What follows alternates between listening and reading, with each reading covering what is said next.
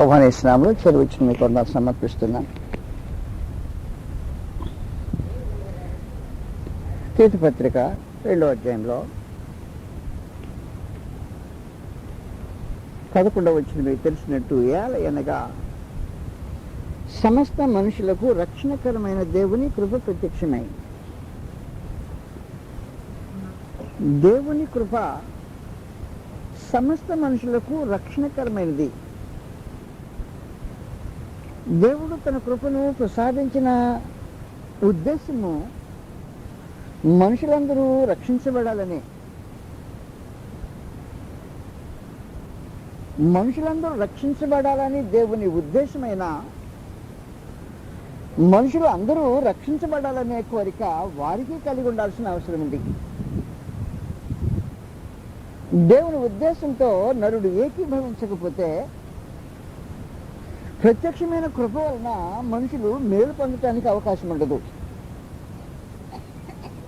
సమస్త మనుషులకు రక్షణకరమైన దేవుని కృప, దేవుని యొక్క దివ్యమైన ఆలోచనలో తాను తన పోలిక చొప్పున అన్నట్టు మనము మన పోలిక చొప్పున మాట్లాడిన దినాల్లో తన స్వరూపమిచ్చి నిర్మించబడిన మన మనిషి తన స్వరూపంతో పాటు తన సముఖంలో ఉండాలి అనే దివ్యమైన కోరిక కలిగిన వాడు ఉన్నాడు. కేవలం స్వరూపం ఇటు మాత్రమే కాదు, దేవుడు తన సన్నిధిలో మనిషిని నిలబెట్టుకొని ఉద్దేశించి అవసరమైన సందర్భంలో సమస్త మనుషులకు రక్షణకరమైన ఆ కృపను ప్రత్యక్షం చేశాడు. దేవుని కృప కల్వరిలో ఆయన కుమారుని శిలువ యందు ప్రత్యక్షమైంది. అది ప్రత్యక్షమైన దేవుని కృప. దేవుని యొక్క దివ్యమైన ఉద్దేశము 2 పేతురు 3వ అధ్యాయంలో మీకు తెలిసినట్టుగా, ఎవడును నశింపవని 9వ వచనంలో నశింపవని నిశ్చయింపక అందరూ మారు మనసు పొందవన్న. ఎవడు నశింపవని నిశ్చయింపక అందరూ మారు మనసు పొందవలని. నశించకుండా ఉండాలనే కోరిక నీకుంటే మారు మనసు పొందాలనే కండిషన్ ఎందుకు పెట్టావా? దేవుడు అందరూ రక్షించబడాలనే కోరిక కలిగినప్పుడు మారు మనసు పొందాలనే కండిషన్ దానికి. కృపను అనుభవించటం, కృపను పొందటానికి, కృప పొందటానికి నీకు ఇష్టముందా లేదో తెలుసుకోవటానికి. కృప పొందకుండా తప్పిపోయే జనము భూమి మీద ఉన్నారు కనుక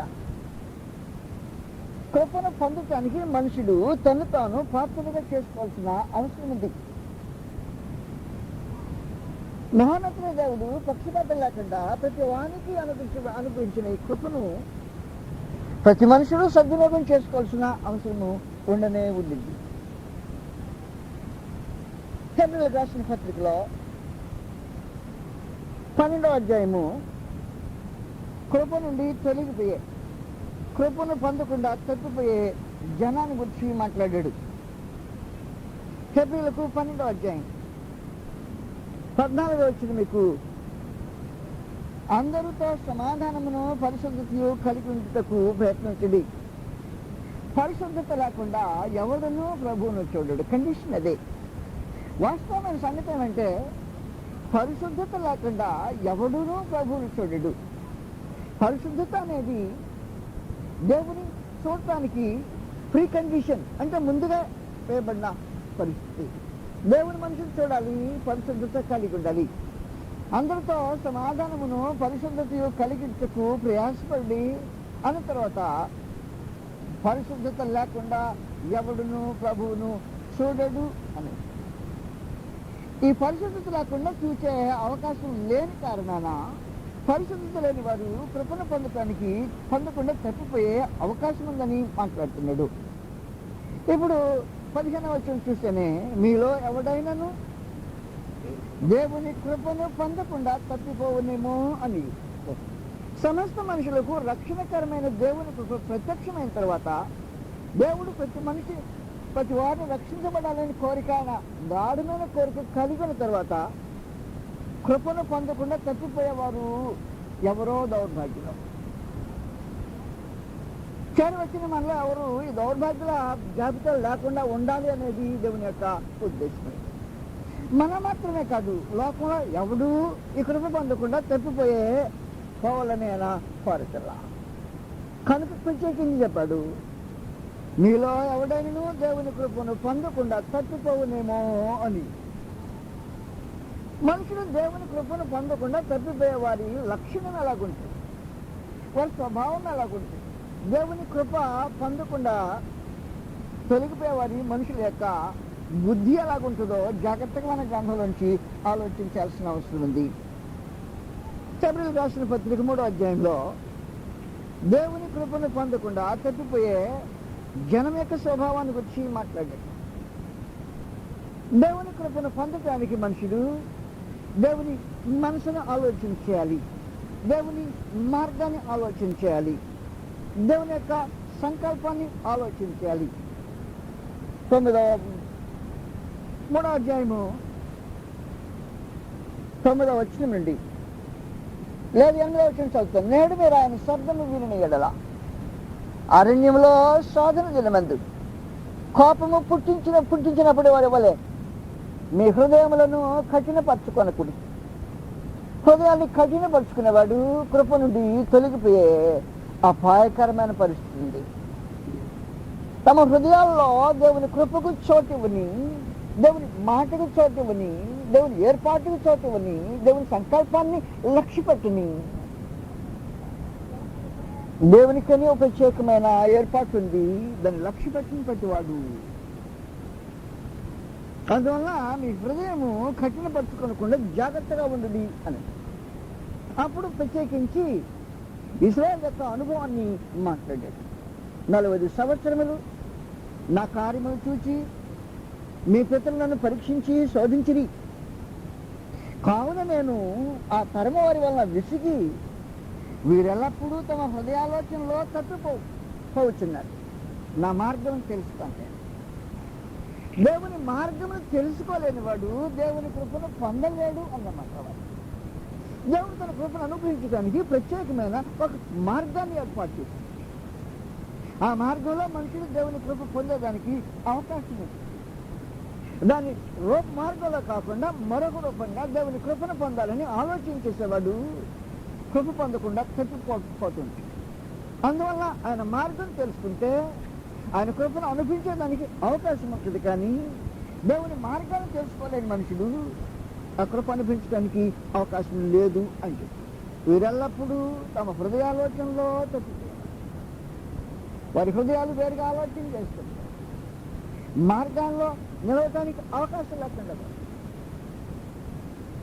కాబట్టి ఆయన సంగతి తెలియజేసి, గనుక నేను కోపంతో ప్రమాణం చేసినట్టు వారు నా విశ్రాంతిలో ప్రవేశించరు.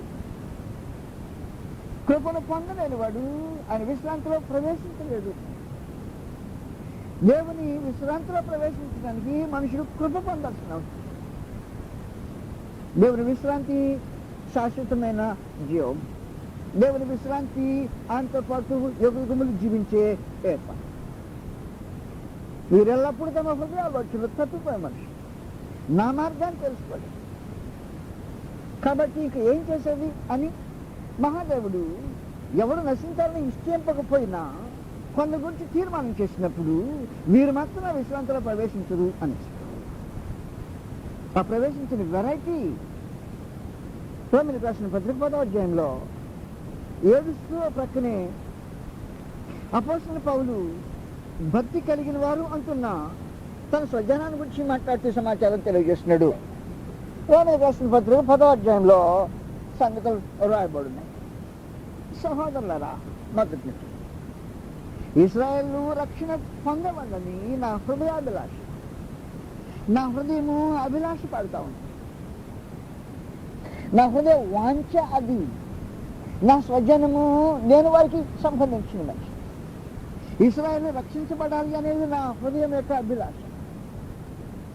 దేవుని యొక్క అభిలాష, కానీ నా యొక్క అభిలాష కూడా. నేను వారి విషయమై నేను దేవునికి చేయు ప్రార్థన దేవా ఇశ్రాయేలును కనికరించి రక్షించవా? వారు రక్షించబడాలని నాకు కోరిక అయింది నేనా. కాబట్టి మనం ఇతరుల పక్షంగా విజ్ఞాపన చేసే సంగతిని గురించి, కృపను అనుభవించే దాని గురించి మాట్లాడినప్పుడు ఇతరులకు సహాయం చేయడానికి నువ్వు ఆయన అడగాలి అని సంగతి చెప్పానే. అందువల్ల ఇతరులకు సహాయం చేయాలనే ఉద్దేశంతో ఈ మనుషుడు దేవుని సముఖంలో విజ్ఞాపన చేస్తుంటా. దేవునికి నేను వారి విషయమై ప్రార్థన చేస్తాను. అయితే కృప పొందడానికి అవకాశం ఇలా. నా ప్రార్థన వ్యర్థం కాబోతుంది, దేవుని యొక్క కృప వ్యర్థం కాబోతుంది, రక్షించబడాలని ఆయన భావన వ్యర్థం కాబోతుంది. కారణం చెప్పే చెప్తున్నా, వారు దేవుని యందు ఆసక్తి గలవారని వారిని గురించి సాక్ష్యం ఇస్తున్నారు. ఆసక్తి గురించి మాట్లాడమా? బహు ఆసక్తి కలిగిన మనిషి, ఆసక్తి దేవుని యందు ఆసక్తి కలిగిన మనిషి, కానీ కృప పొందడానికి అవకాశం లేకుండా వారి దేవుని అందరి విశ్వాసము, వారి దేవుని అందరి ఆసక్తి కృపకు వారిని దూరం చేస్తుంది అంటున్నాడు. నేను ప్రార్థన చేస్తున్నా, అయినా వారిని, నా ప్రార్థన వారిని ఇంకను కృప దగ్గరికి తీసుకురా లేని పరిస్థితిలో నా ప్రార్థన బలహీనమైనట్టుగా వారి విషయంలో కనిపిస్తుంది అని మాట్లాడుతూ అన్నాడు. వారు దేవుని యందు ఆసక్తి గలవారని వారిని గురించి సాక్ష్యం ఇచ్చిన్నాను, ఆయనను వారి ఆసక్తి జ్ఞానానుసారమైన. కాబట్టి మనుషులు దేవుని కృపను పొందాలంటే దేవుని యొక్క జ్ఞానమును అంగీకరించవలసిన అవసరం, దేవుని యొక్క సంకల్పమును అంగీకరించవలసిన. ఏ విధంగా దేవుడు తన కృపను మనుషుల యొక్క అడగ ప్రదర్శించుతున్నాడో, ఎలాగూ అనుగ్రహించుతున్నాడో దాన్ని పొందే రూపంలో మనుషులు దాన్ని చూసుకోవాల్సిన అవసరం. ప్రత్యేకించి చెప్పేది ఆ సంగతి ఏం జరుగుతుంది. వారికి ఆసక్తి ఉంది, వారికి జ్ఞానం ఉంది, వారికి భక్తి ఉంది, వారి దేవుడు అంటే భయం ఉంది, కానీ కృప పొందే మార్గంలో లేరు అని. ఇన్ని కలిగి దేవుని కృపను పొందకుండా మనుషులు ఉంటారా అంటాను, ఉంటారు అని కింద మాట్లాడుతూ ఏమయ్యారు. వారు దేవుని నీతిని ఎరుగక తమ స్వనీతిని స్థాపింపబూనుకొచ్చు. దేవుని నీతికి లోబడలేదు. అది దేవుని నీతికి లోబడేవాడికి దేవుని కృప లభించుతుంది. దేవుని కృపను పొందినట్లుగా దేవుని నీతి లభిస్తుంది. కానీ నీ మార్గంలోనే దేవుడు రాడు అని చెప్పి దేవుని మార్గాన్ని వెతుకుతూ నీవు వెళ్ళాలి కృప పొంది. ప్రతి మనిషినికి తన రూపంలో, తన ఉద్దేశంలో, తన భావంలో దేవుడు దగ్గరకు వచ్చే అవకాశం ఉంది. ఎవరికి పక్షపాతం లేకుండా సమానంగా అందరికి అనుగ్రహించడానికి ప్రత్యేకమైన మార్గం ఆయన ఒకటి చూపించి ఈ మార్గంలో కృపను గుర్చుదా రమ్మని ఆయన సమస్త మనుషులకు రక్షణకరమైన దేవుని కృపను ప్రత్యక్షం చేసి తన కుమారుడైన క్రీస్తు మరణంతో కృపను ప్రత్యక్షం. ఏమి సంగతి మీకు ముందుగా వివరించి, దేవుని యొక్క ప్రేమాతిశయము మానవ జ్ఞానానికి మించి.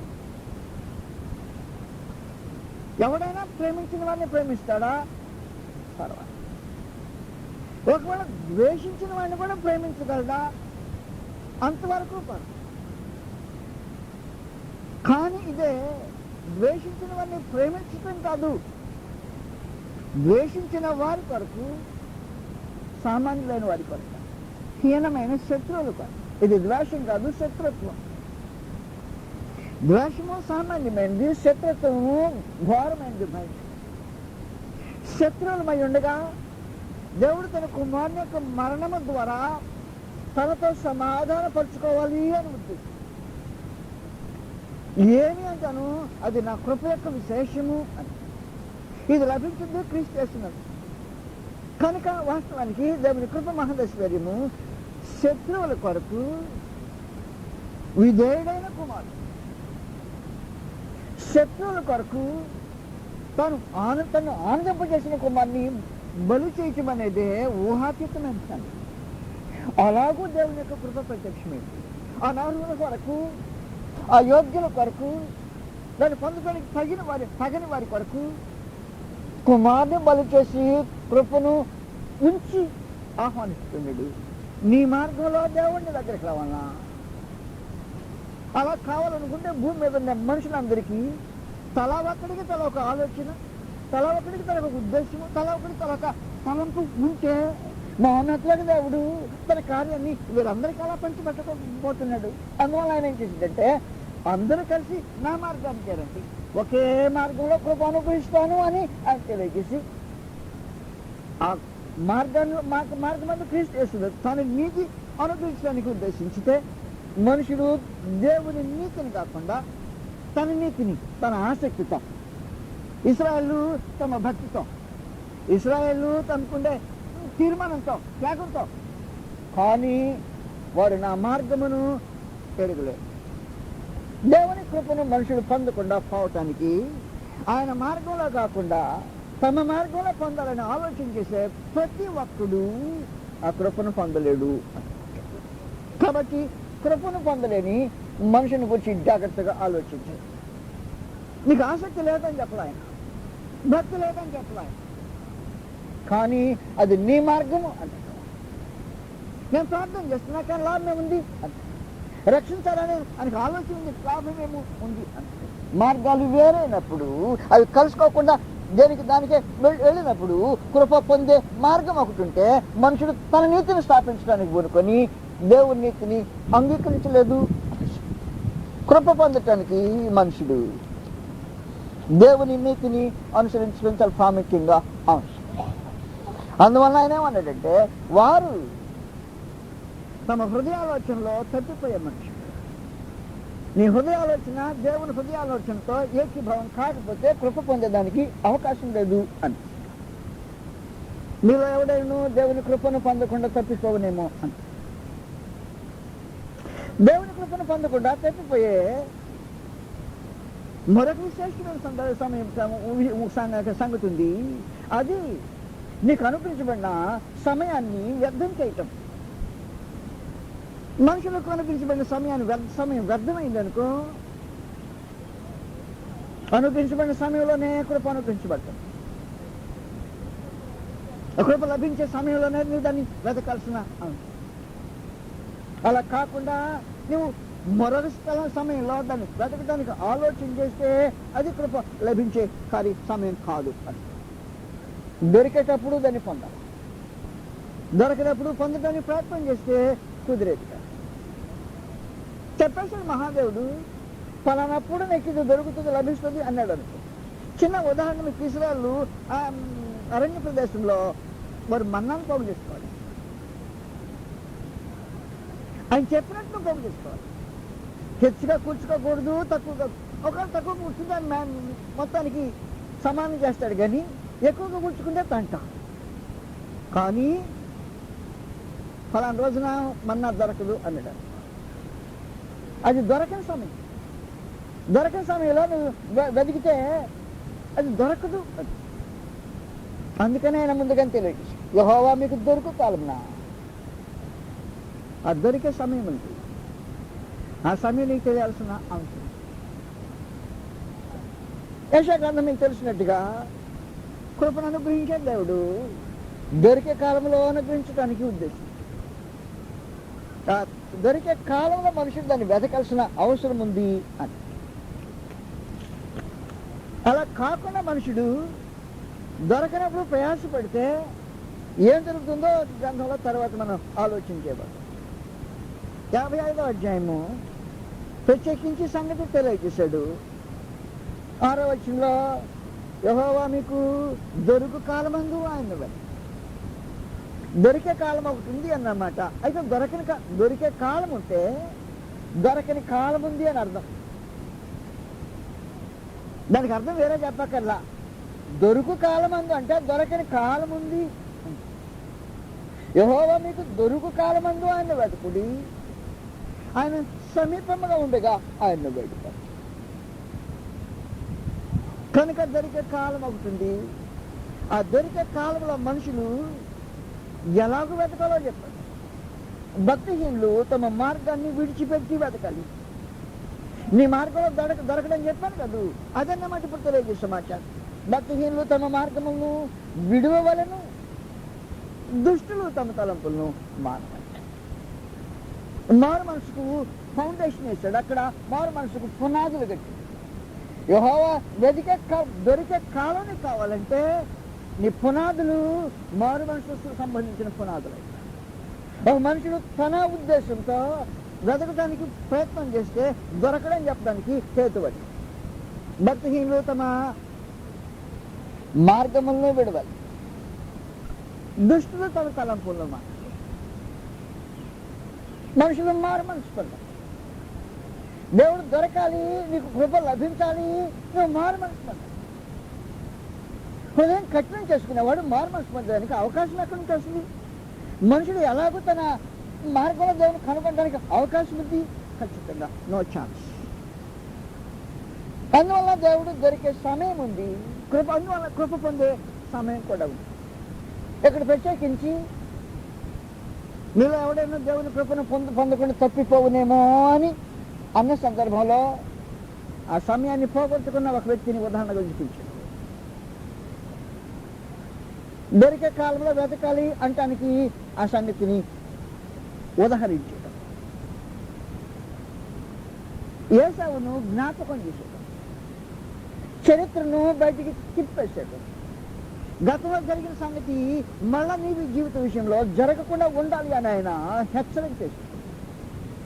నీలో ఎవడైనా దేవుని కృపను పొందకుండా తప్పిపోనేమో అని అన్న తర్వాత చివరిగా మాట్లాడిన సందర్భంలో ఒక పూటకూటి కొరకు తన జ్యేష్ఠత్వపు హక్కును అమ్మివేసుకున్న ఏసే వంటి భ్రష్టుడైనను వ్యభిచారి అయినను ఒకవేళ మీలో ఉండునేమో అని జాగ్రత్తగా అన్న తర్వాతనే ఆ తర్వాత అతడు ఏసావు ఆ తర్వాత ఆశీర్వాదం పొందుకోది అంటే ఆ తర్వాత దొరకదా?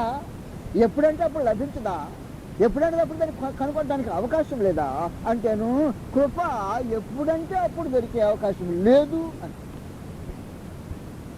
కృప ఎప్పుడంటే అప్పుడు దొరకదు సుమి, అది దొరికే సీజన్ ఉంది, ఆ సీజన్లో దొరుకుతూ ఉంటుంది. ఆ సీజన్లో మామూలుగా దొరకటం కాదు, సమృద్ధిగా దొరుకుతుంది. అది దొరకనప్పుడు దొరకనే దొరకదు.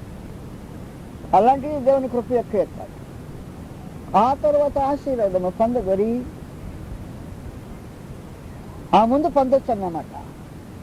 దొరికే సమయంలో దాన్ని అనుభవించవచ్చు అన్నమాట. ఆ తర్వాత ఆశీర్వాదం పొందగొరి ఏం చేసాడంటాను, కన్నీళ్ళు విడిచిచ్చు వెతుకుతూ మాట్లాడు. ముందు కన్నీళ్ళు కారుతుంది. నాకు లేదా కృప నాయనా, ఒక్క దేవుడైనా లేదా అను.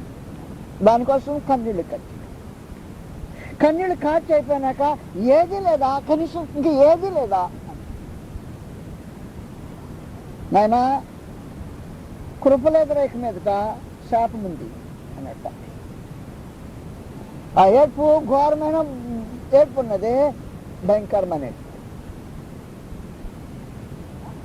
ఈ రోజున నీవు అలాంటి ఏడ్పును ఎదుర్కొనే అవకాశం ఉంది అని నేను గతంలో తెలియజేసినట్టు దేవుడు చరిత్రను తిరగవేసి కృప ఎప్పుడంటే అప్పుడు దొరకదురా అని, ఆ దొరికే కాలంలో నువ్వు దాన్ని పొందాలి అని.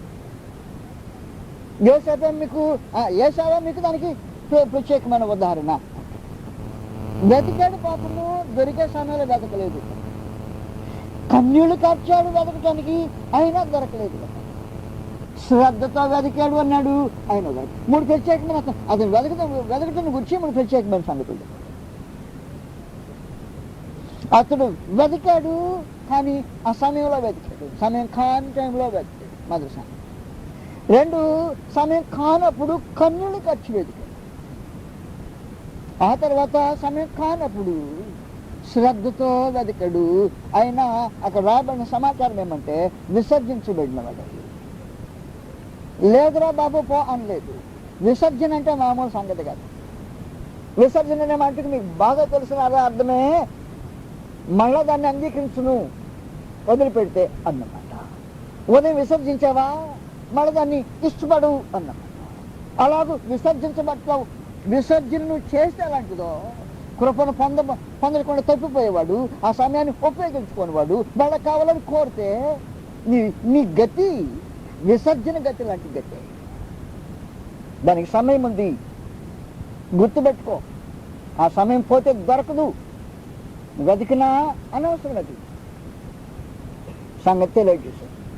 మీలో ఎవడైనా దేవుని కృపను పొందకుండా తప్పిపోవునేమో, నీ మార్గంలో దొరకదు. నీ సమయం కానప్పుడు దొరకదు. కృప దొరికే సమయాన్ని మనుషుడు జాగ్రత్తతో ఆలోచించాల్సిన అవసరం ఉంది అని. కృప పొందటానికి మనుషుడు తనకు అనుగ్రహించిన తలాంతులను సద్వినియోగం చేసుకోవాల్సిన అవసరం. తలాంతులను సద్వినియోగం చేసుకుని వాడు కృప పొందడానికి అవకాశం. కృప యొక్క ఏర్పాటులో నీకు దేవుడు తలాంతులు అనుగ్రహించే ఏర్పాటు, అది కృప యొక్క ఏర్పాటు. అయితే వాస్తవానికి మహోన్నత దేవుడు నీ సామర్థ్యాన్ని ఎరిగి ఇస్తుంటాడు. సామర్థ్యానికి మించి దేవుడు భూమి మీద ఎవరిని ఏ కార్యము చేయమండి. ఆయన దేవుడు నేను ఎరుగు, నీ సామర్థ్యం ఎరుగు, నేను ఎరుగు, నీ ఉన్న స్థలం ఎరుగు, నేను ఎరుగు నీ అంతరంగపు పరిస్థితి, నీ లోపలేముందో ఎరుగు, నీ బయట ఏముందో ఎరుగు. ఎరిగి ఏం చేస్తుంటాడంటే కృప నువ్వు పొందటానికి గాను సామర్థ్యము ఉపయోగించు అంటే. మత్తయి సువార్త 25వ అధ్యాయంలో సామర్థ్యం ఉపయోగించటము కృపను పొందటంలో భాగమైంది. సోమరులు దేవుని కృపను పొందరు, అది అసలు వాస్తవానికి నేను చెప్పబోయే సంగతి. మూడో విశేషమైన సంగతి ఏమంటే నువ్వు కృప పొందటానికి సోమరిగా ఉండకూడదు అన్నమాట. సోమరులు దేవుని కృపను పొందలేరు. 25వ అధ్యాయంలో ఈ సంగతి రాయబడింది. ఆయన రాజ్యాన్ని ఉపమాన రీతిగా ఈ సంగతి తెలియజేశాడు. 14వ వచనం నుంచి సంగతులు వివరించబడ్డాయి. పరలోక రాజ్యము ఒక మనుషుడు దేశాంతరమునకు ప్రయాణమై తన దాసులను పిలిచి తన ఆస్తిని వారికి అప్పగించినట్టుండును. కృపను గ్రహించాడు. ఎవరిది? తన ఆస్తినే. ఎవరికి? నీకు అప్పగించింది. నీకు అప్పగించిన ఆస్తి నీకు బహుమానం ఇవ్వటానికి ఉద్దేశించిన ఆస్తి. నీకు అప్పగించిన ఆస్తి నువ్వు దాన్ని సద్వినియోగం చేసుకోవటానికి అనుగ్రహించబడిన ఆస్తి. నీకు అప్పగించిన ఆస్తి నీది కాదు, తన ఆస్తి. తన ఆస్తిని ఇచ్చి దేశాంతరం పోయిట. అతడు ఒకరికి 5 తలాంతులను, ఒకరికి 2, ఒకరికి 1 అన్న తర్వాతనే గుర్తుపెట్టుకో పరిశుద్ధాత్మ అన్నాడు ఎవని సామర్థ్యము చొప్పున వానికి ఇచ్చి. కృపను పొందటానికి మనుషుడు దేవుడు నిన్ను బాధ్యునిగా ఎంచుతాడు. నువ్వు కృప పొందదలుచుకున్నావా, ఈ బాధ్యతను నిర్వహించాలి అంటాడు, దీన్ని నువ్వు నెరవేర్చాలి అంటాడు, అంటాడు. కృప పొందటానికి మనుషుడు శ్రద్ధ చూపవలసిన వాడై ఉన్నాడు. కృప పొందవలసిన మనుషుడు సోమరి కాని వాడై ఉండాలి అన్నాడు. సోమరి వాడు దేవుని కృపను పొందడానికి ఛాన్స్ లేదు అనే సంగతిని వివరించి మాట్లాడాడు. దేశాంతరం వెళ్ళిపోయాడట. నీకు మాత్రం తన తలాంతు అప్పగించేశాడు. చాలా కాలం అయిపోయింది. మళ్ళా తిరిగి వచ్చి తానిచ్చిన తన ఆస్తిలో నీకు ఇచ్చిన భాగాన్ని గురించి లెక్క అడిగాడు. బాబు నా దాన్ని నువ్వేం చేసావు అని. ఏం చేసావు అని అన్న తర్వాతనే నీ చేసిన కార్యక్రమాన్ని, నువ్వు చూపిన శ్రద్ధను, ఆయన నీకు అనుగ్రహించిన దాంతో నీవు చేసిన సంపాదించిన దాని గురించి అడగబడి కింద మాట్లాడాడు. ఆ తర్వాత 5 తలాంతులు తీసుకునేవాడు. నువ్వు వెళ్ళి వాడితో వ్యాపారం చేసి మరి 5 తలాంతులు సంపాదించను. అలాగుననే 2 తీసుకునేవాడు మరి 2 సంపాదించను. అయితే 1 తలాంతు తీసుకునేవాడు వెళ్ళి భూమి త్రవ్వి తన యజమాని సొమ్మును దాచిపెట్టను. బహుకాలమైన తర్వాత ఆ దాసుల యజమానుడు వచ్చి వారి యొద్ద లెక్క చూచుకొని అప్పుడు 5 తలాంతులు తీసుకునేవాడు మరి 5 తలాంతులు తెచ్చి, అయ్యా నీవు నాకు 5 తలాంతులు అప్పగించితివే, అవియుగాక. ఏవి? నీవు అప్పగించిన అవియుగాక మరి 5 తలాంతులు సంపాదించుతుని చెప్పు. అతని యజమానుడు బడా నమ్మకమైన మంచి దాసుడా, నీవు కొంచెంలో నమ్మకం కాబట్టి. కృపను పొందడానికి మనుషుడు నమ్మకస్తుడై ఉండాలా. నువ్వు కొంచెంలో నమ్మకం నేను అనేకమైన వాటి మీద నియమించుకున్నాను. నీ యజమాని సంతోషంలో పాలు పొందమని అతనితో చెప్పాను. అయితే అలాగే 2 తలాంతులు తీసుకునేవాడు వచ్చి, అయ్యా నువ్వు నాకు 2 తలాంతులు అప్పగించుకువే, అవియుగాక మరి 2 తలాంతులు సంపాదించుకున్నాను చెప్పాను. అతని యజమానుడు, బడా నమ్మకమైన మంచి దాసుడా, నువ్వు కొంచెంలో నమ్మకంగా ఉంటివి, నేను అనేకమైన వాటి మీద నియమించదును. నీ యజమాని సంతోషంలో పాలు పొందమని అతనితో చెప్పాను. తర్వాత ఉంది విషాదకరమైన ఒక సంఘటన.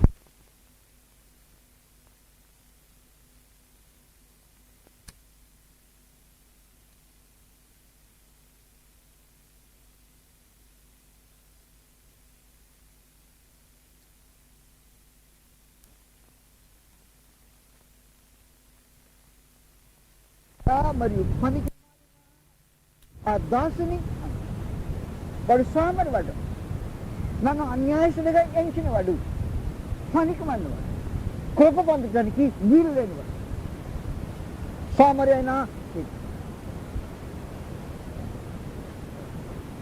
వెలుపట చీకట్లోనికి త్రొట్టలేదు. అది నా ఏరియాగా. వెలుపట చీకటి సాతాంది, నా ఏరియా వెలుగు సంబంధం నివసించే చోట. కృపను సద్వినియోగం చేసుకునే వారు దేవుని వెలుగులో నివసించే చోట. నువ్వు కృపను సద్వినియోగం చేసుకోకపోతే, నీకు వచ్చి ఇచ్చిన తలంతా వాడకపోతే, నీ స్థలం ఉంది బయట వెలుపట చీకట్లో ఉన్నంత మాత్రాన్ని పెద్ద ప్రమాదం కలగల. కానీ దాని తర్వాత దాంతో జత చేసింది, అది ఘోరమైన ప్రమాదకరమైన సంగతి. ఏం చెప్పంటే అక్కడ ఏడ్పును పండ్లు కొరికి యుగాలు కృప పొందటానికి బదులుగా మనిషి తన సామర్థ్యం చేత, బాధ్యతారహితమైన జీవితం చేత అనుగ్రహించబడిన దాన్ని సద్వినియోగం చేసుకోకపోవటం చేత సోమరి అయిన చెడ్డదాసుడుగా కృప అనుభవించడానికి అవకాశం లేదు అని ప్రభువు తన సందేశంలో చాటుగా తెలియజేస్తుంది. కృపను మీలో ఎవడైనా దేవుని కృపను పొందకుండా తప్పిపోవునేమో అని మానట్లేదు. దేవుడు మానవ జాతికి కృపను గ్రహించడానికి నిబంధన చేసి, ఈ కృప మనుషునికి నిబంధనలో లభిస్తుంది. నిబంధనకు వెలుపల దేవుని కృప లభించే అవకాశం ఉండదు. ఎవడైనా ఒకవేళ దేవుని కృపను పొందాలని ఆలోచన చేసి ఏర్పాటు చేయబడిన నిబంధనలోనికి రాకుండా పోతే కృప పొందడానికి ప్రత్యేకించి అవకాశం లేదు. నిబంధన ఈ సంగతి ఇలా మాట్లాడేసింది. క్రీస్తు యేసునందు దేవుడు కొత్త నిబంధన చేసినప్పుడు నిబంధన సంబంధాలకు మాత్రమే కృపను గ్రహించడానికి ఉద్దేశించాడు. హెబ్రీయులకు రాసిన పత్రిక 8వ అధ్యాయంలో ఈ సంగతిని జాగ్రత్తగా చర్చించాడు. హెబ్రీయులకు 8వ అధ్యాయం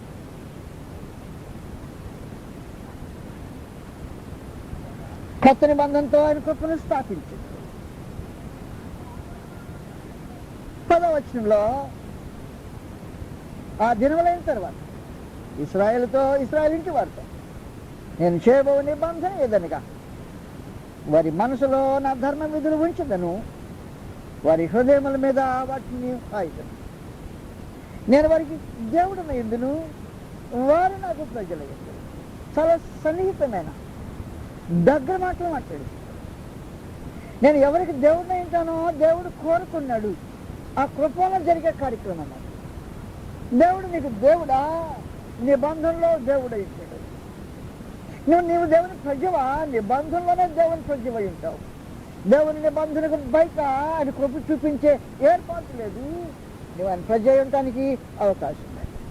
చెప్పేశాడు, నేను చేయబో నిబంధన ఏదనగా వారి మనసులో నా ధర్మ విధులు ఉంచదను, వారి హృదయముల మీద వాటిని రాయుదును.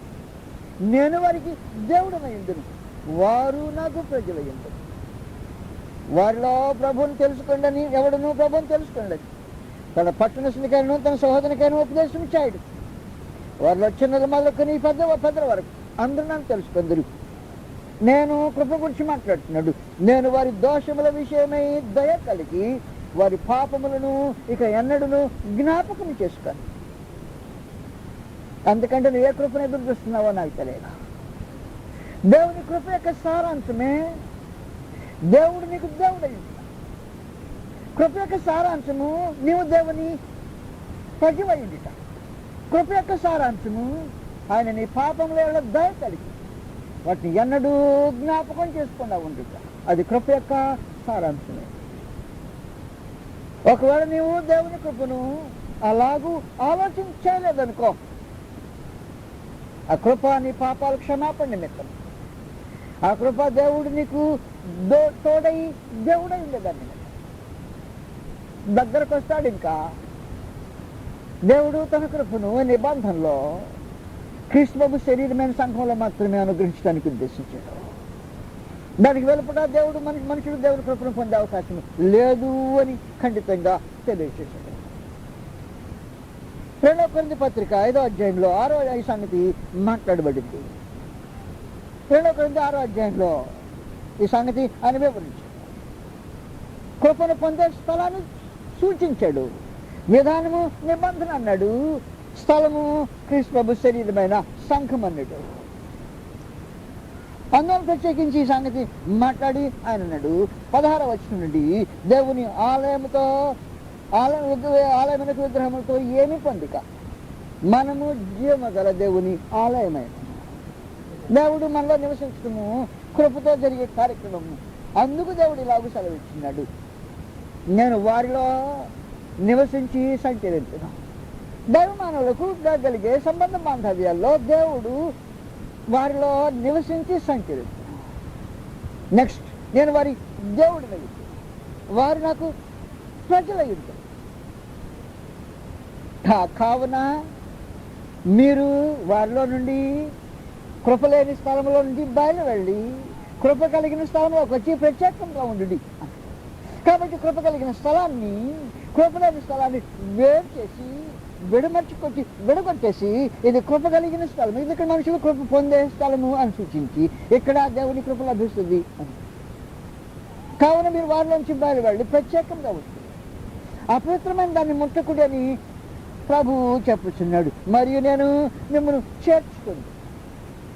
అయిపోయిన ముందు మాట్లాడుతున్నాడు, మీకు తండ్రిని అయి ఉంటాడు, చేర్చుకుంటాడు, నివసిస్తాడు, చేర్చుకుంటాడు, తండ్రి అయి ఉంటాడు. అప్పుడు మీరు నాకు కుమారులను కుమార్తెలని సర్వశక్తి గల ప్రభువు చెప్పుచున్నాడు. మహాదేవుడు తన కృపను చూపించడానికే సన్నిహితంగా వచ్చి బహు దగ్గరకు సంగతి మాట్లాడాడు. ప్రకటన గ్రంథము 21వ అధ్యాయంలో కృప యొక్క సన్నిహితత్వం నిబంధనలో ఆయన సంగతిని సూచించాడు. మహాదేవుడు బహు సన్నిహితంగా వస్తాడు. నీకని ఒక ప్రత్యేకమైన స్థలం ఏర్పాటు చేశాడు. అక్కడ మనం కలుసుకుంటాం. అక్కడ నాలో నీతో నేను సంచరిస్తాను, నేను నీకు దేవుడిని అంటే నువ్వు నాకు ప్రజలు అంటావు అన్న తర్వాతనే లేదు వాళ్ళలోంచి బయలువెళ్ళి ప్రత్యేకంగా ఉండేది అపవిత్రమైన దాన్ని ముట్టుకుని అన్న తర్వాత నేను నాకు కుమారులను కుమార్తెలు అంటాడు. ఆగాడంటే ఆగల, కృప ప్రవాహంగా ప్రవహిస్తుంది, మహావేగంతో దేవుని ప్రజలకు అది వెళుతుంది. ప్రకటన గ్రంథం 21వ అధ్యాయంకి వచ్చాం. 21వ అధ్యాయంకి వచ్చిన తర్వాత కృప యొక్క ఏర్పాటులో 3వ వచనం నుండి, అప్పుడు దేవుని నివాసము మనుషులతో కూడా ఉన్నది, ఆయన వారితో కాపురముండును. ఏంటది? కాపురముండు. ఒకటేంటంటే వచ్చి వెళ్ళటం వేరే సంగతి, కాపురం ఉండటం వేరే సంగతి. మన సహోదరులు ఉపదాస గారు ఉన్నారు, కుటుంబంతో కూడా వచ్చి వెళ్ళిపోతారు కదూ. ఇక్కడ కాపురం ఉండటం. కాపురం ఉండటం అంటే వారితోనే కలిసి ఇక మీద జీవించటం అన్నమాట. కలిసి ఉండటం వేరే, కాపురం ఉండటం వేరే. కాబట్టి దేవుడు నేను మిమ్మల్ని చేర్చుకుందును, తండ్రిని ఎందును, కుమారుని ఎందును అని అక్కడ ఇక్కడ అని చెప్పడం మానేసి కృప యొక్క ప్రవాహం ఎక్కడి దాకా వచ్చిందంటే నేను కాపురం ఉండే దగ్గర, నేను మీతో కాపురం ఉంటా, అందరం కలిసి అక్క ఇంట్లో బస చేయబడతాం. నేను మీకు తండ్రిని, ఏమీ నా కుమారులు అంతేనా, అంతే కాదు కుమార్తె అంతేనా, కాదు కాదు, ఇంకంతకంటే దగ్గరకు వచ్చి మహోన్నతులైన దేవుడు ఇశ్రాయేలుతో మాట్లాడినప్పుడు ఈ నిబంధన చేసి నేను మీకు తండ్రిని ఇందును ఆయన మాట చెప్పిన మాట వాస్తవమే. కానీ ఆయన పరలోకంలో ఉండేవాడు. ఆయన వారితో ఉన్న సంబంధ బాంధవ్యానికి ప్రత్యేకించి ఒక మందసాన్ని ఏర్పాటు చేసి ఆ మందసం మీద ఆయన మహాదేవుడు తన షకీన ప్రత్యక్షతను కనుపరిచేవాడు.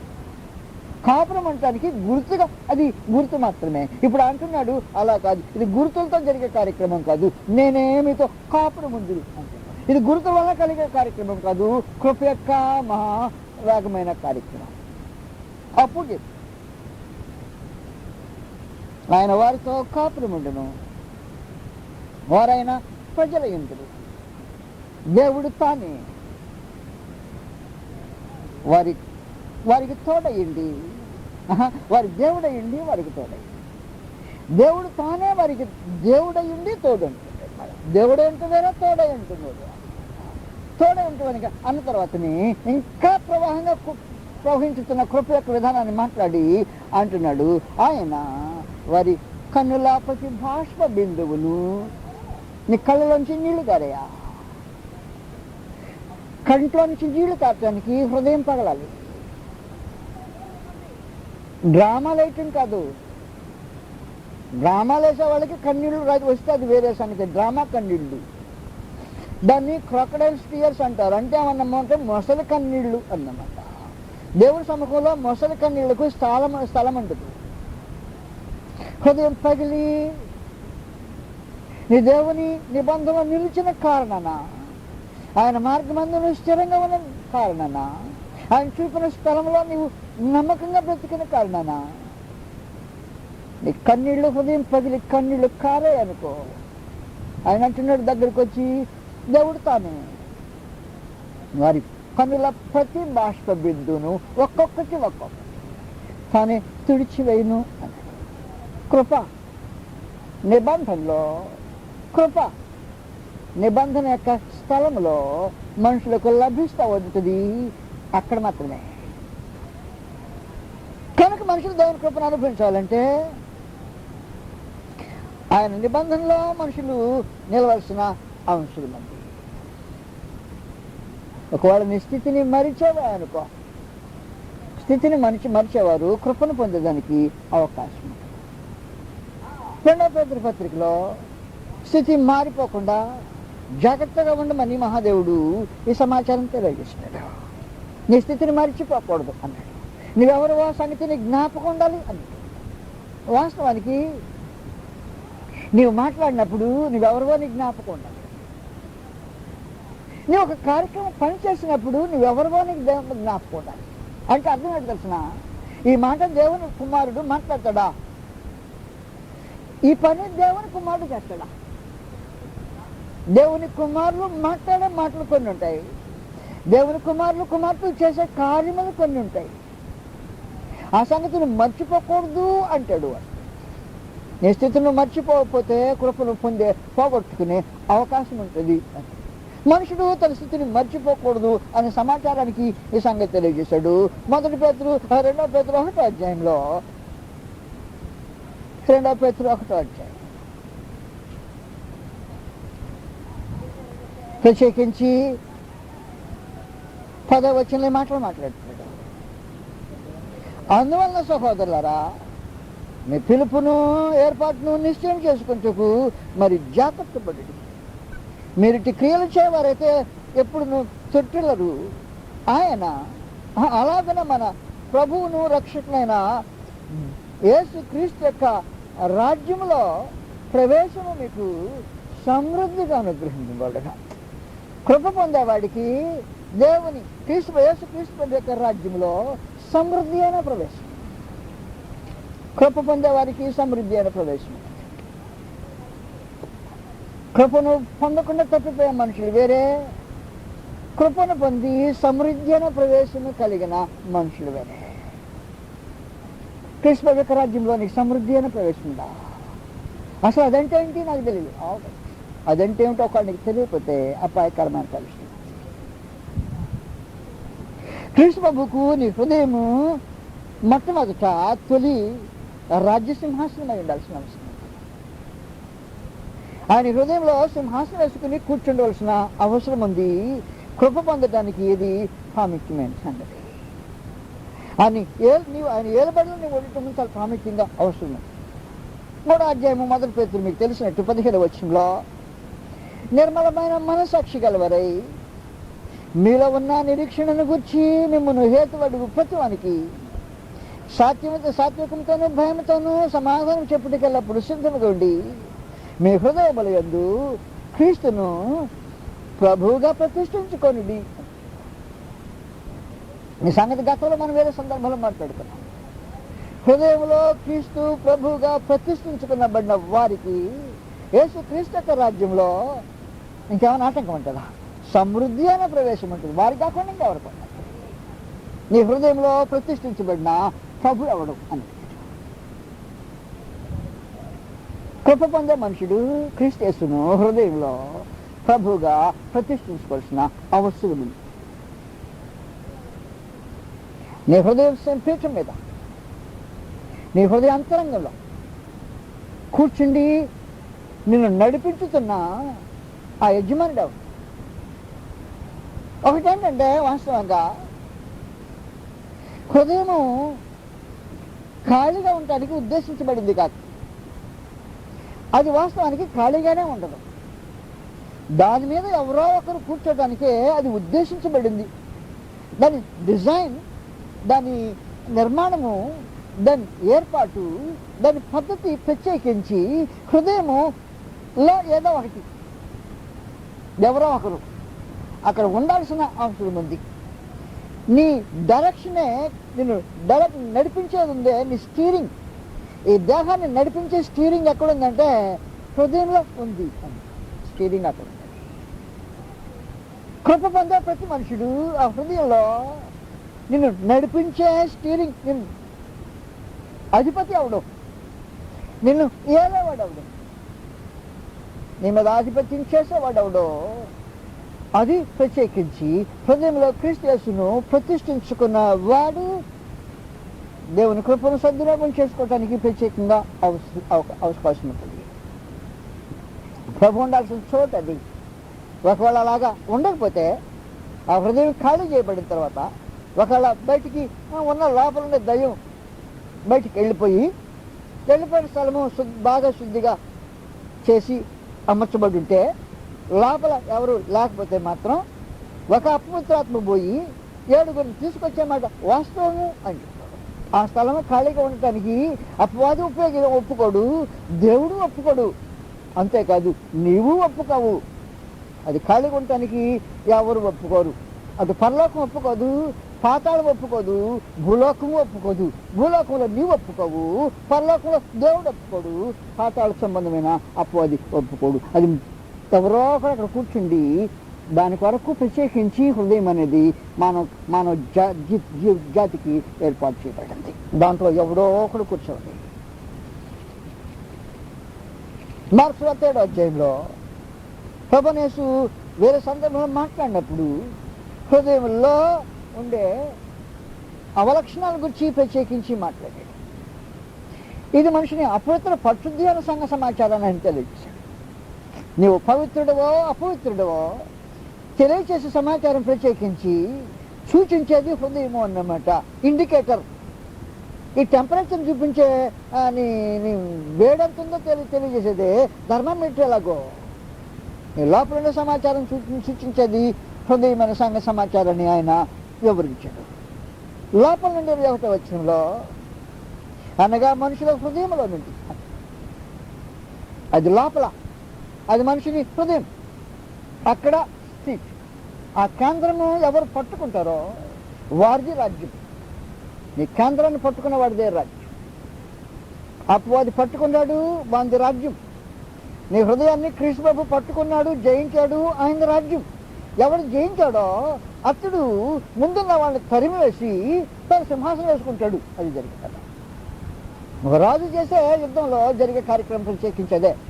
ఒక రాజు మరొక దేశ రాజ్యం మీద యుద్ధానికి వెళ్ళినప్పుడు ముందు రాజ్యాన్ని జయించితే రాజుని దింపేసి ఆ సింహాసనంలో తాను కూర్చుంటాడు. అది ప్రాముఖ్యమైనది. కాబట్టి కృప పొందేవారి సింహాసనం మీద, హృదయ సింహాసనం మీద క్రీస్తు యేసు కూర్చుండడం చాలా ప్రాముఖ్యంగా అవసరం.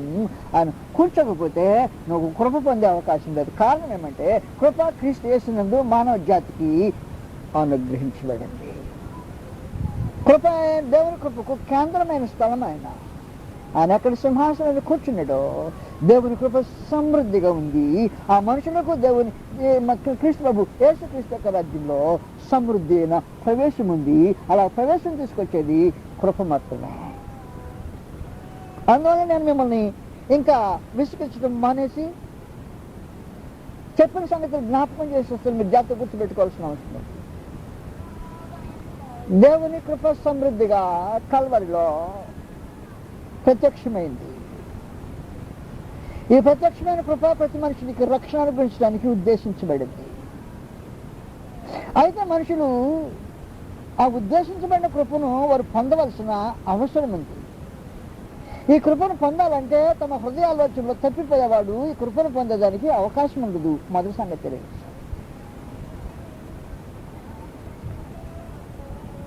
వారు నా మార్గాన్ని తెలుసుకోలేరు కాబట్టి కృప పొందడానికి అవకాశం లేదని క్రీస్తు ప్రభు ముందుగా తేల్చి వేసాడు. తర్వాత మనం సంగతులు ఆలోచన చేసిన తర్వాతనే నీకు అనుగ్రహించబడిన సమయాన్ని వ్యర్థం చేసుకున్నావు అనుకో. కృప లభించే సమయం ఉంటుంది, అప్పుడు మాత్రమే దాన్ని పొందాలా, లేకపోతే దాన్ని పొందేదానికి అవకాశం ఉండదు. కనుక కృప పొందే సమయాన్ని సద్వినియోగం చేసుకోవాల్సిన అవసరం ఉంది అనే సంగతి మాట్లాడలేదు. కృపను లభించే సమయం మాత్రమే కాదు, కృప లభించే విధానం ఉందని చెప్పాడు. అది నిబంధనలో కృప లభించింది అని చెప్పాడు. దేవుడితో నిబంధన చేసే నిబంధన కృప యొక్క ప్రవాహమే. ఈ నిబంధన చేస్తూ ఆగిపోయింది ఒక స్థలంలో.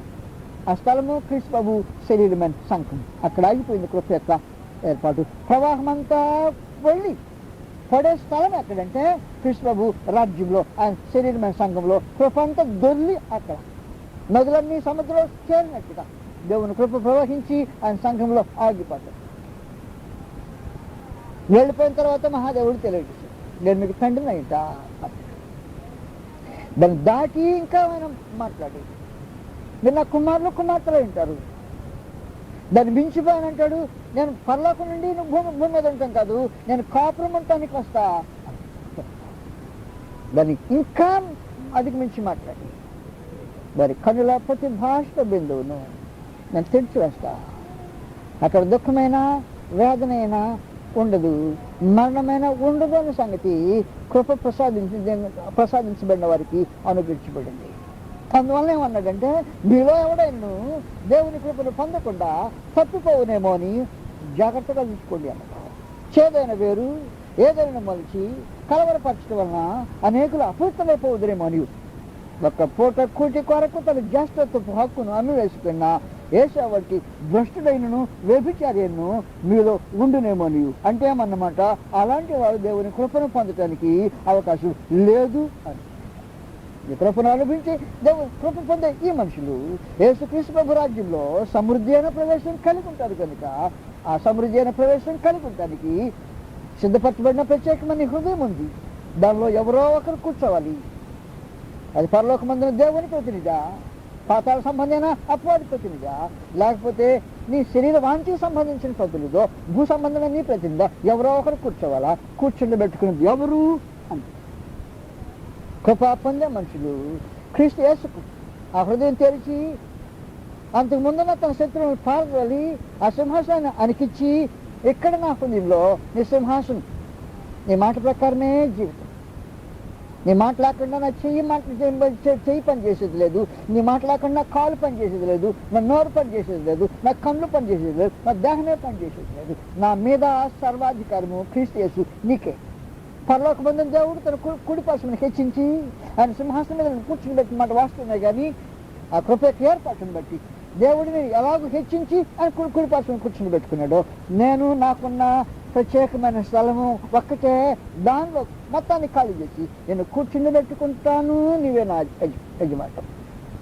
కృప పొందటానికి ప్రత్యేకమైన మార్గం అలా కాకుండా మీరు ఎవడైనా దేవుని కృపను పొందకుండా తప్పిపోనేమో జాగ్రత్తగా ఉండని క్రీస్తు యేసు నామమున మీకు మనం చూసి మిగులుతున్నాం. నమస్కారం.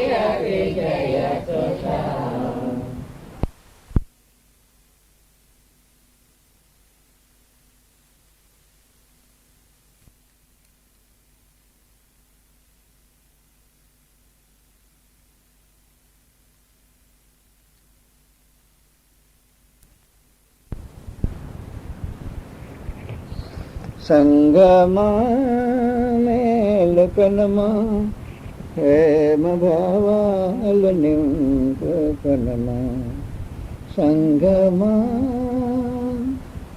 కులమో బలమాని కలపోయక కలహం ద్వేషం విడనాడుమా.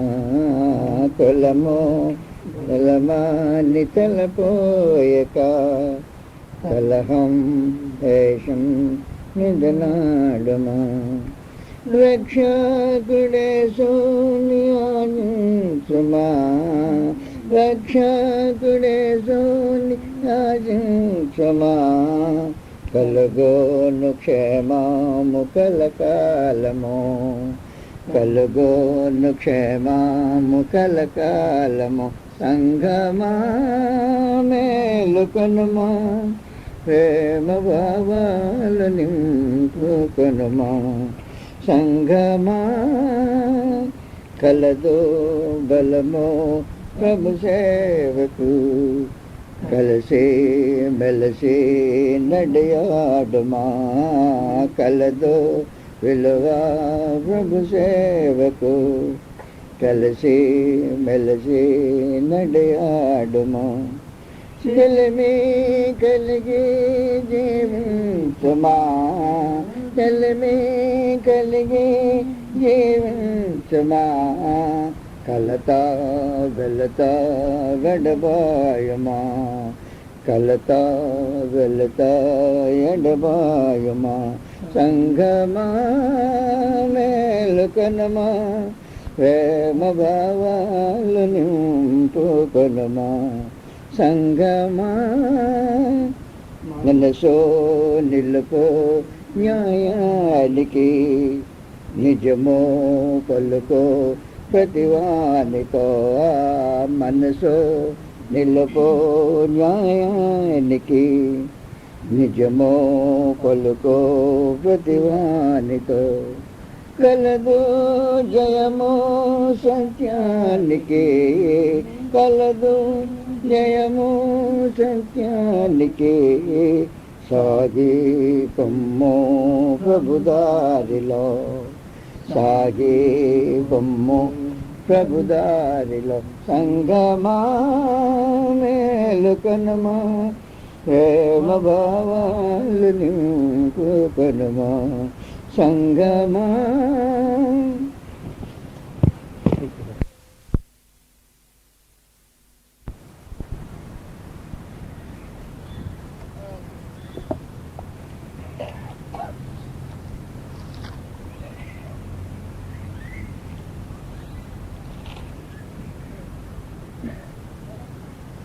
హెబ్రీయులకు 4వ అధ్యాయంలో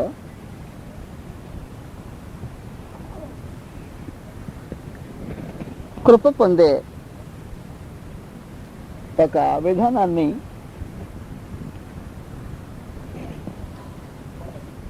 పరిశుద్ధాత్మ వివరిస్తూ ఉన్నాడు. మనము కృప పొందటానికి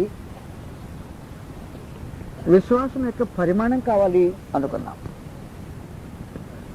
విశ్వాసం యొక్క పరిమాణం చొప్పున కృప అనుగ్రహించబడింది అని. మనము ఈ కృప పొందటానికి క్రీస్తు ప్రభు అనుగ్రహించిన వరం యొక్క పరిమాణానికి మనం కృప పొందుతాము అనుకున్నాం.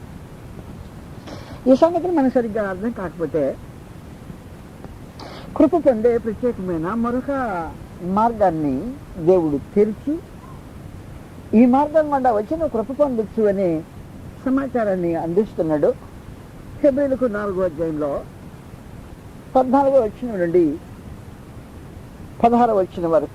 ఆకాశ మండలము గుండా వెళ్ళిన దేవుని కుమారుడైన యేసు అను గొప్ప ప్రధాన యాజకుడు మనకున్నాడు గనుకనే మనం ఒప్పుకున్న దాన్ని గట్టిగా చేపట్టుదాము.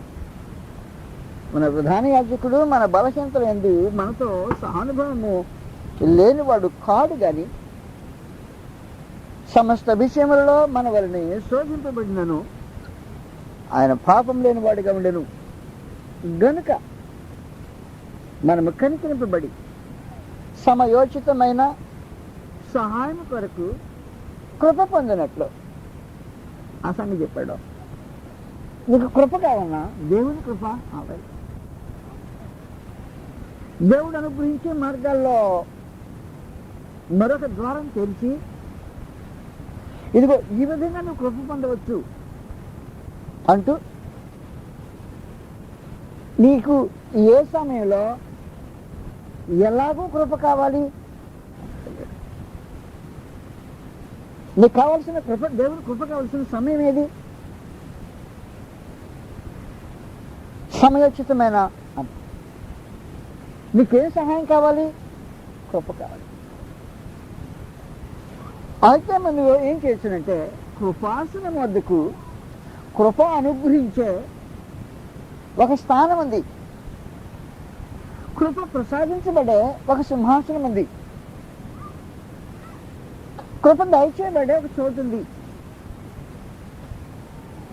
కానీ ఆ చోటుకి నేను ఎలా వెళ్ళగలను అని ఆలోచించాల్సిన పనిలే. కృపాసనం వద్దకు ధైర్యంతో, దాని కొరకు ప్రత్యేకమైన ద్వారము తెరిచిపెట్టి కృపాసనం వద్దకు మనుషులను ఆహ్వానించే ఒక విశేషమైన సంగతిని పెట్టాడు. దేవుని కృప పొందే స్థానం అవుతుంది. అది అపవిత్రుల పోకూడని స్థానం.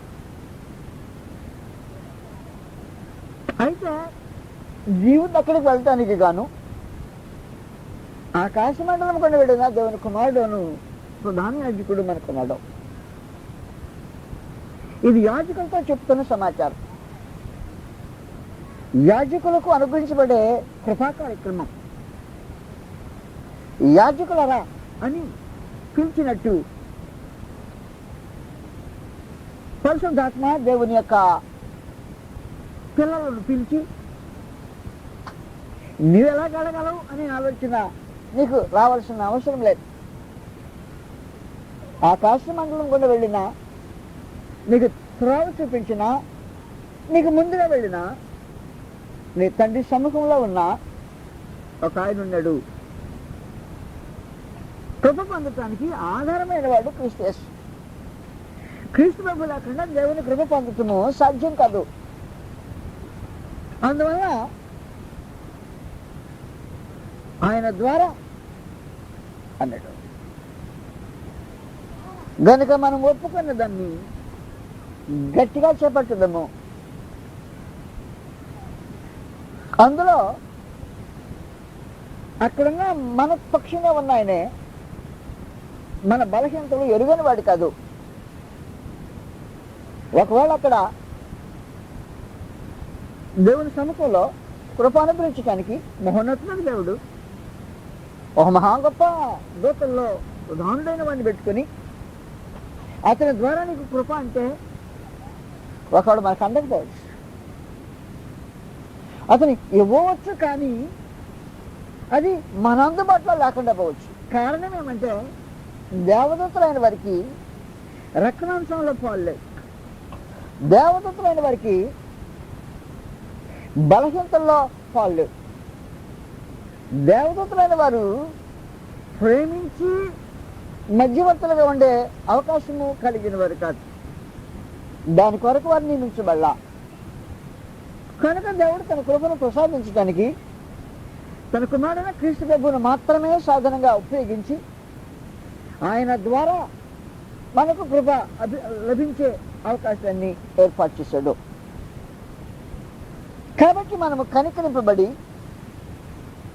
సమయోచితమైన సహాయం, సమయానికి తగిన సహాయం, నీకు ఏ సమయంలో సహాయం కావాలి ఆ సమయానికి తగిన సహాయం, ఆ సహాయం రావడానికి ఏం చేయాలి, నీకు ఆ సహాయం కలగాలంటే దేవుని కృప కావాలి.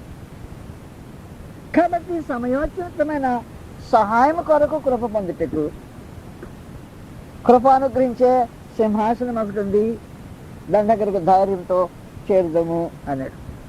కనుక దేవుని కృపా సింహాసనం దగ్గరకు క్రీస్తు యేసు మార్గం పడ్డ దారి సరళం చేసి పెట్టి అక్కడికి రమ్మని దేవుడు మనుషులను ఆహ్వానిస్తున్నాడు. కనుక నీవు కృప పొందే ఒక దారి క్రీస్తు యేసు ద్వారా దేవునికి మనవి చేసుకో. క్రీస్తు యేసు ద్వారా దేవుని సమీపించు, కానీ దానికి విశ్వాసం అవసరమే. విశ్వాసంతో మనం ఈ కార్యక్రమం చేయటం చాలా ప్రాముఖ్యంగా అవసరమే.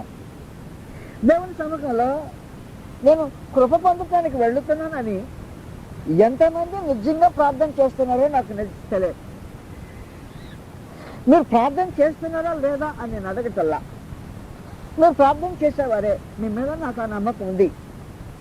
కానీ సమయోచితమైన సహాయం కొరకు కృప పొందేలాగా ప్రార్థన చేస్తున్నామా, కృపాసనను అలాగూ మనం సమీపిస్తున్నాము అంటే అప్పుడు మనము సమస్యలో ఇరుక్కొని పోతాం.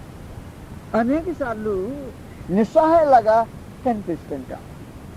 క్రీస్తు ప్రభు కృపాసనము చేరవలసిన పద్ధతిని ఆయన బహు తేటగా భూమి మీద జీవించిన దినాల్లో వివరించి, కృపాసనం చేరే పద్ధతి నీకు తెలియాలా, నీ హృదయం దేవుని ఎదుట నువ్వు దేన్ని కోరుతున్నావో దాన్ని నిశ్చయంగా వాంఛిస్తున్నావో లేదో అనే సంగతి దేవునికి అర్థమవుతుంది. దేవుడు నేను నిశ్చయమైన ఆలోచన ఎదురు చూస్తుంటాడు. కృపాసనం మీద పోవటానికి మార్గం సిద్ధపరిచిన తర్వాత వెళ్ళే విధానాన్ని క్రీస్తు ప్రభు తెలియజేశారు. మనుషులు నమ్మకం చాలా తక్కువ అంటారు. భూమి మీద మనుషులకు విశ్వాసం ఉంటుందా? కృపాశ్రయానికి దారి తెరబడింది కానీ వెళ్ళేదానికి విశ్వాసం ఉందా అనిపిస్తుంది. లోకాసువార్తలో 18వ అధ్యాయము ఆయన స్వయంగా ఈ సంగతిని వ్యక్తపరిచాడు. మనిషి కుమారుని ఎదుట ఆయన భూమి మీదకి వచ్చినప్పుడు అని విసుకక నిత్యము ప్రార్థన చేయాలనే ఒక సందేశాన్ని ప్రభువైన యేసు మానవ జాతికి ప్రత్యేకించిన ప్రజలైన వారికి ఇచ్చాడు. వారు విసుకక నిత్యము ప్రార్థన చేయించండవన్నందుకు ఆయన వారితో ఈ ఉపమానము చెప్పింది. దేవునికి భయపడకయు మనుషులను లక్ష్య పెట్టకయు నుండి ఒక న్యాయాధిపతి ఒక పట్టణంలో ఉండెను. ఆ పట్టణంలో ఒక విధవరాలును ఉండెను. ఆమె తన యొద్దకు తరచుగా వచ్చి నా ప్రతివాదికిని నాకుని న్యాయం తీర్చమని అడుగుచూ వచ్చాను కానీ అతడు కొంతకాలము ఒప్పకపోయాడు. తరువాత అతడు నేను దేవునికి భయపడక మనుషులను లక్ష్య పెట్టుకు ఉండినను ఈ విధవరాలను తొందర పెట్టుతున్నది గనుక ఆమె మాటికి వచ్చి గోజాడుకున్నట్లు ఆమెకు న్యాయం తీర్చునని తనలో తాను అనుకుని, మరియు ప్రభు ఎట్లని ఆ న్యాయస్థుడైన ఆ న్యాయాధిపతి చెప్పిన మాట వినడి. దేవుడు తాను ఏర్పరచుకున్న వారు దివారాత్రములు తన్ను గురించి మరపెట్టుచుండగా వారికి న్యాయము తీర్చడా? ఆయన వారికి త్వరగా న్యాయం తీర్చును. వారి విషయమే కదా ఆయన దీర్ఘశాంతము చూపుచున్నాడని మీతో చెప్పుచున్నా. ఆయనను అసలు బిట్టుకొచ్చాడు. అక్కడ మనిషి కుమారుడు వచ్చినప్పుడు ఆయన భూమి మీద విశ్వాసము కనుగొనునా అని. ఇది ప్రభువైన యేసు మనసులో సమస్యగా మిగిలి వదిలిపెట్టి, నీకు విశ్వాసం అంటే కృపాసనంలో చేరటానికి ఆలోచన ఉందా అని. ఒకవేళ అలాంటిది అయితే యథార్థమైన సంగతి నేను చెప్తున్నా, కృపాసనం మీద జరిగే కార్యక్రమాలను గురించి నేను మీకు వివరిస్తున్నాను అని సంగతి మాట్లాడుతున్నాను. అతడు న్యాయాధిపతి. వాస్తవాన్ని న్యాయాధిపతి న్యాయం తీర్పు తీర్చడానికి ఉద్దేశించబడినవాడు. కానీ తన ఉద్యోగానికి భిన్నమైన తత్వం కలిగి అతడు అన్యాయస్తుడై న్యాయసింహాసనం మీద కూర్చున్నాడు. అది వింతైన కాదా? కానీ అతనికి అది అనుభవించబడింది అని చెప్తాడు. తను అన్యాయస్తుడట, కానీ న్యాయాధిపతి కాదు. ఆ న్యాయస్తుడైన న్యాయాధిపతి వలన మనుషులకు న్యాయం జరుగుద్దా? అది జరిగే అవకాశం చాలా తక్కువగా ఉంది కదా.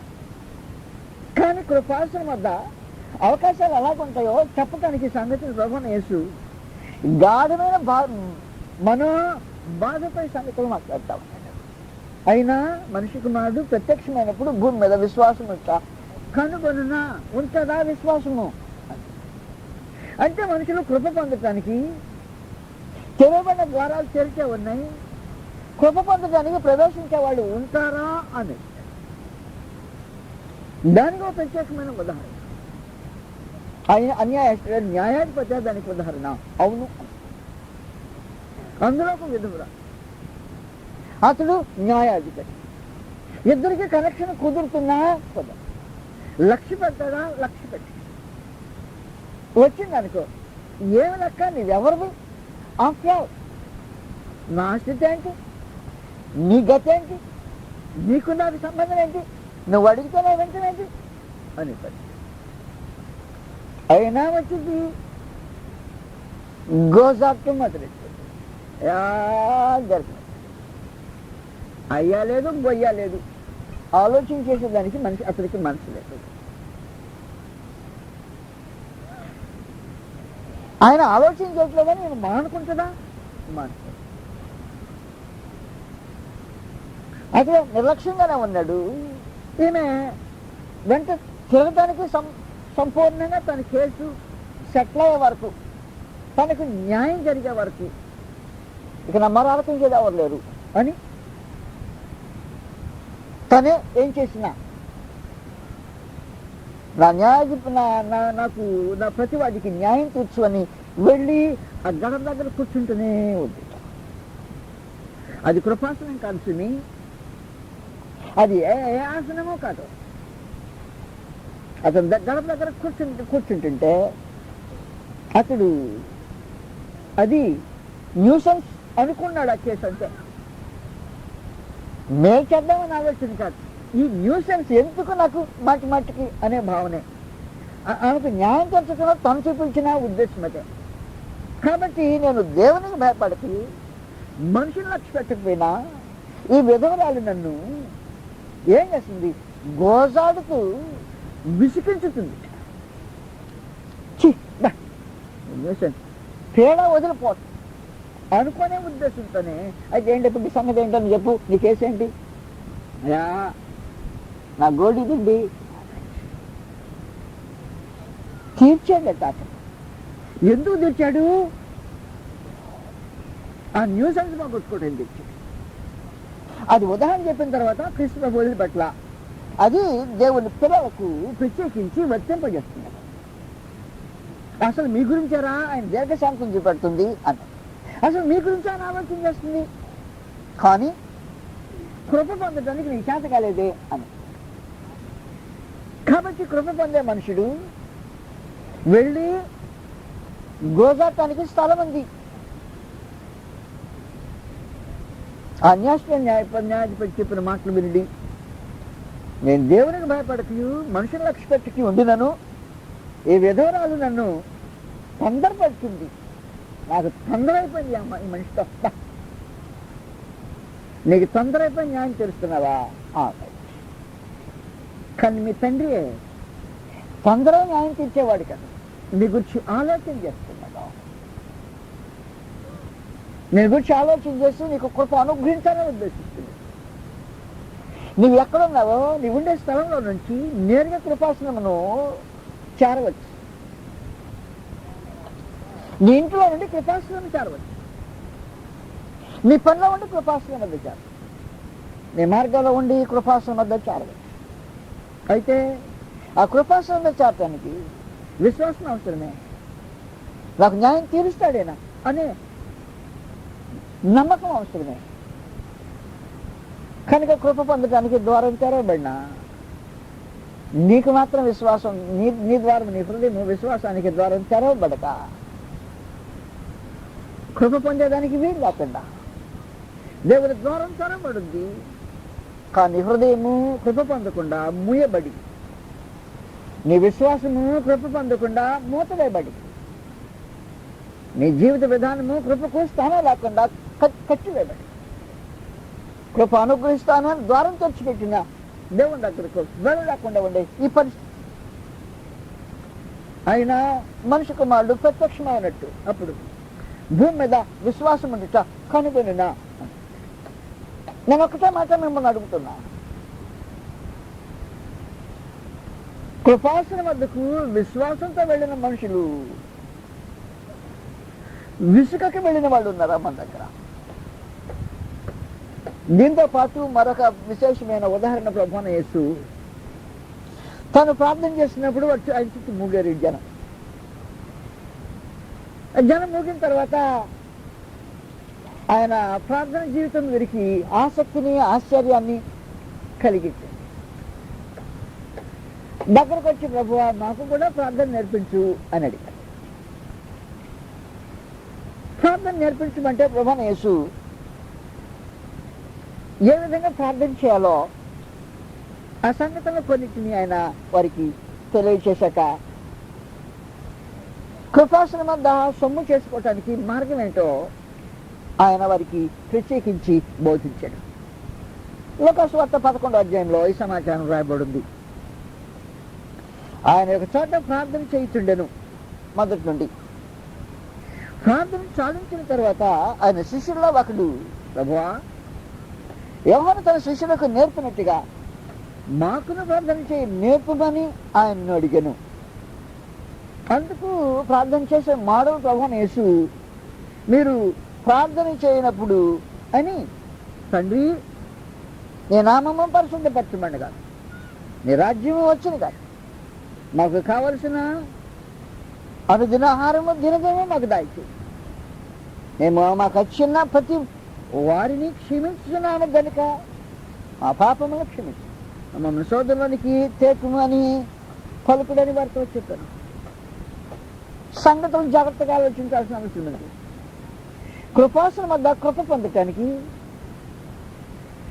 నీకు ఆటంకం లేకుండా ఉండాల్సిన అవసరత, నీ మనసు నిన్ను ఆటంకపరచకుండా ఉండాల్సిన పరిస్థితి ఉంది. దాని గురించి మాట్లాడినప్పుడు ఆయన చెప్పిన సమాచారం ఇదే. ఆయన ఏమన్నాడంటే, మేము మాకు వచ్చిన ప్రతి వాణిని క్షమించుతున్నాము గనుక ఏం చేస్తే నీకెవరు వచ్చి ఉన్నారో వారిని క్షమించే మనసు నీకు లేకుండా నువ్వు కృప పొందడానికి అవకాశం లేదు అని ఆయన అనబడ్డాడు. ఆ సంగతి మనం తర్వాత మాట్లాడుకోబోతాం వదిలిపెట్టే పుస్తకానికి. కానీ వెళ్ళిన వాడు అడగవలసిన తీరును గురించి మాట్లాడాడు. దేని కొరకు ప్రార్థన చేయాలా అనే సంగతిని సూచించాడు. దాని కొరకు ప్రత్యేకమైన ఉదాహరణ ప్రభువైన యేసు 5వ వచనం నుండి ఇలాగన్నాడు.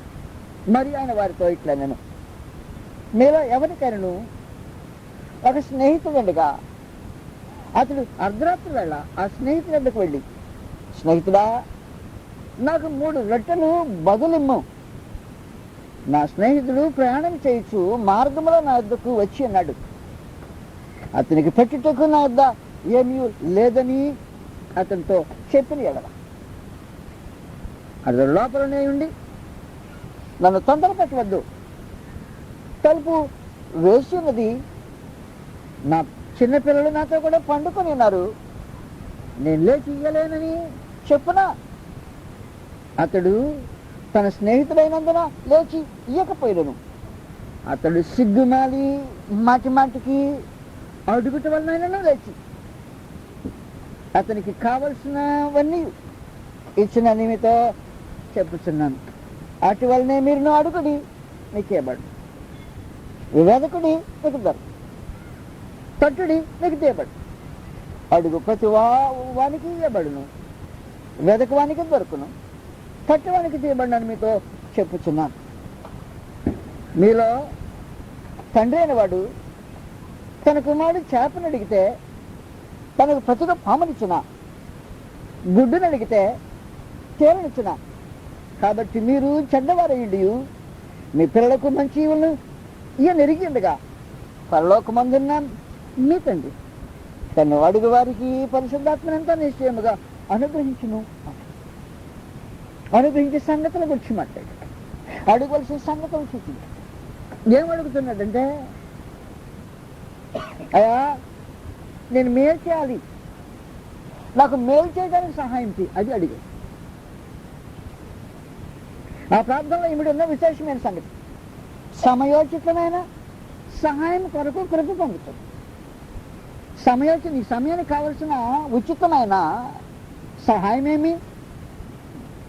నేను నాకు సమయోచితమైన సహాయము నాకు కావాల్సిందే. నేను మేలు చేయాలా నాయనా? నీ ప్రార్థనలో మేలు చేయాలని ఉందో లేదో నాకు తెలియలా. నేను అనేకసార్లు మీకు చెప్పినట్టుగా, God bless me, bless my wife and bless my son John చెప్పేసి అయిపోయింది ప్రార్థన. దేవా నన్ను దీవించు, నా భార్యను దీవించు, నా కుమారుడు జాన్ అని దీవించు. అలా సమయోచితమైన సహాయం కొరకు కృప పొందటం కాదు అది. నీ సహాయం ఏం కావాలో దేవుని దగ్గర నుంచి తెలియలా. ఏం కావాలని కోరుతుంది దేవుడు చెప్పాడంటే, నీ ఇతరులకు మేలు చేస్తానని నన్ను అడుగు అని. స్నేహితుడు వచ్చాడట, రాత్రిపూట వచ్చాడట. రాత్రిపూట వచ్చిన స్నేహితునికి పెట్టడానికి ఆ దగ్గర ఏం లేదట. ఏం చేయడానికి? నా స్నేహితుడికి నేను పెట్టాలి, అది సంగతి. నేను చేయవలసిన పనే మేలు చేయాలి. దేవా మేలు చేయటకు నాకు సహాయం చెయ్యి అని అడగాలి. నువ్వు కృప పొందటమే ఎలాగంటే, అది నువ్వు మేలు చేయాలనే సహాయం కొరకు నువ్వు అడిగితే దేవుడు ఏం చేస్తాడు తెలిసిన? విత్తుదాన్ని తిరిగి పంటిస్తాడు. నువ్వేం ఎత్తుతున్నావు? విత్తేదేమంటే నా తోటి వానికి నేను సహాయం చేయాలి.